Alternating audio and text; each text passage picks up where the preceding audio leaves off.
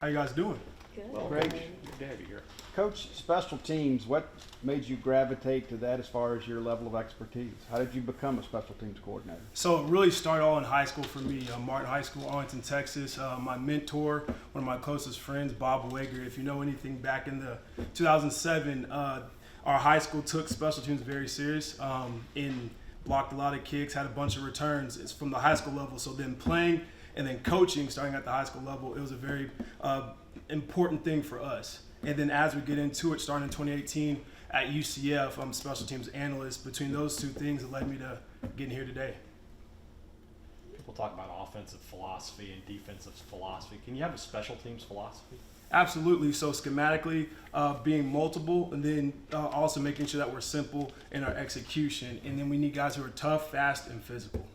Speaking of the philosophy, and what's your thoughts on your returners? Do you like to get your best athletes out there, regardless of whether they're a starter or not, or keep those guys healthy? I mean, what's your thoughts on that? The best guys are going to be our returns. I think Kev Coleman, Creed are two guys that just immediately come to mind who have an elite skill set back there that can give us a lot of chance to have success. How did that relationship with Coach Levy develop? How did you end up here? Man, starts back to when I was 19 years old, back in 2008 when we first met, when he was off the field at Baylor. And so you kind of meet those, when you're in college, you kind of meet a bunch of different people and you have a little connection. And so then fast forward, I get into coaching at my high school, and he's now recruiting as a position coach. And that's really when our relationship took off. And just for whatever reason, through many conversations, as I moved and he moved, we always kept in contact. And he was someone who poured into me, one as a player, then two as I started my career in high school. And then once I got into college, he was always a phone call away. So to do this here with him, his first job, means the world to me. Punting was quite an adventure here last year. What's your plan to improve it? We have two guys who have played a lot of college football. Zach Haynes, who just a timing worked out, came from New Mexico State. And then one guy, Nick Barmira. I know he came in as a kicker, but man, he has a really big leg. So like they're going to battle it out for punting, and I'm excited to see how it unfolds. Is it a situation where both of those guys could be used and their skill set be used differently, or do you want to have nailed down like one punter? In a perfect world, I'd like to have one. But, I mean, if it comes to it and they have the super skill sets that are a little bit different, we'll use both.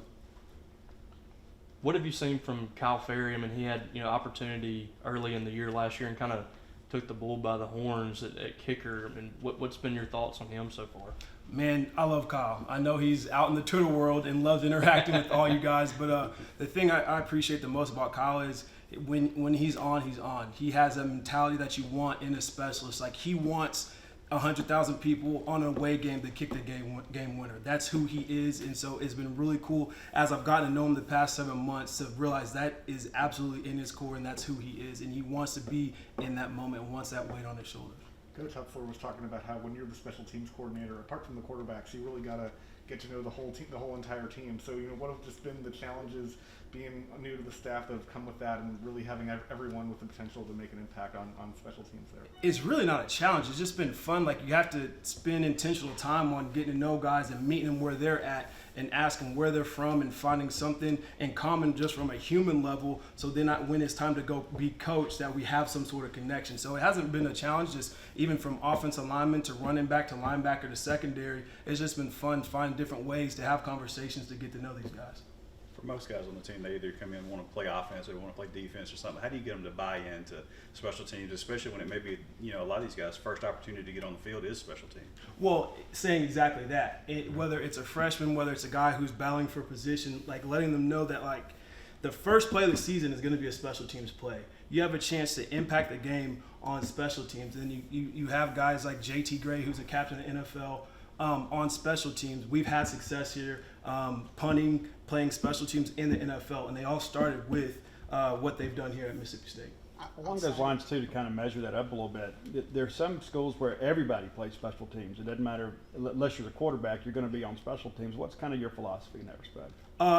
Best guys play, whether you're a four-year starter or whether you're a true freshman. I mean, as of right now, we have access except for Blake. We will not be touching him at all. But everyone else is kind of free game.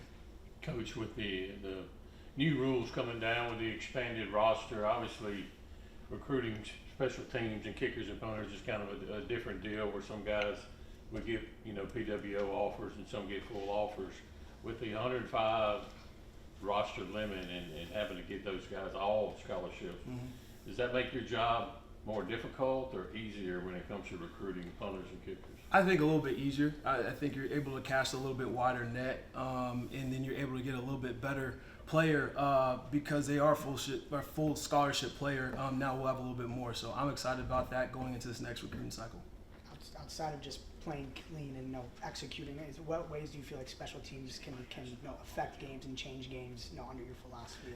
It's huge momentum swings, right? And so whether it's blocking a kick or whether it's getting a big return, I just think that it's truly a one-shot, one-kill mentality. And so I just think that honing in that, doubling down on that, and being great at teaching the situational piece to our players, I think utilizing all those aspects and just realizing, hey, we got one shot to do this. Let's go execute at a high level.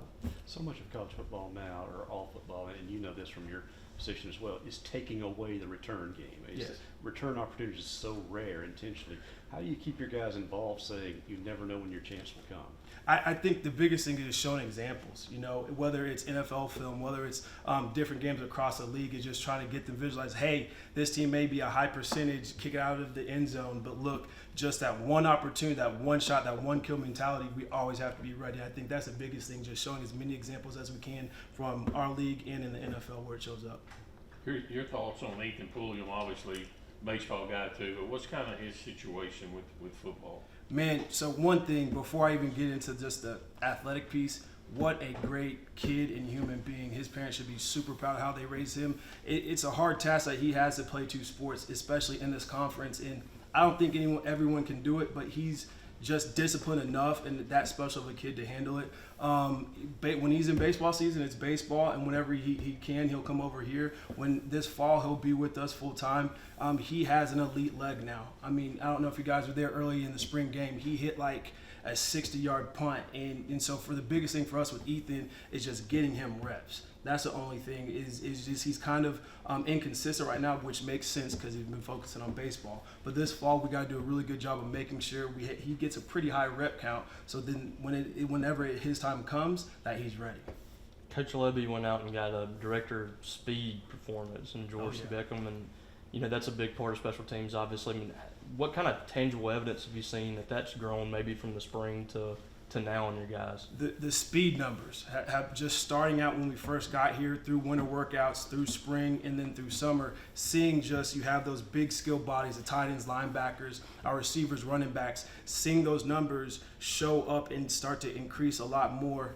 It's been huge. They truly are the best I've ever been around, man. So I'm excited for that to then show up on the football field and in particular on teams. Appreciate you, Coach. Awesome. Appreciate y'all.